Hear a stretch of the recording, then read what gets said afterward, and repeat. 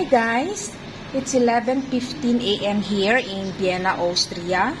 And in the Philippines is 16:15 na ng gabi guys. So ngayon guys, makulimlim, malamig.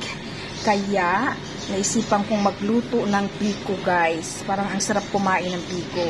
Yung biko ko guys is with langka since meron naman akong langka. So eto guys. So ayan guys, ang aking biko guys. Haluin hanggat hindi na siya magdikit sa kawali guys. Ayan, may langka. Ang aking biko. Ang halo ko dito guys, tatlong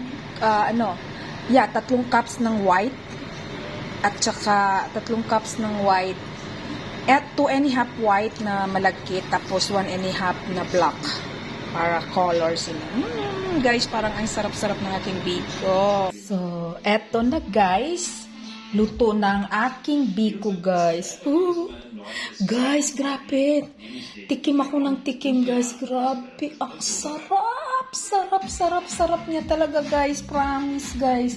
Napakasarap ng aking biko. Masarap pala guys yung biko na may langka. So, first time ko to gumawa ng may langka. Kasi usually gumagawa ako. Wala naman akong nilalagay na langka. So, nakita ko kasi yun. Napanood ko na may langka. Biko with langka. Guys, grabe. Ang sarap niya guys. Oh. Tapos, gumawa ako yung latik niya. Nagtira ako ng latik. Ayan. Toppings. Grabe guys. Ang sarap-sarap guys, promise. Babush!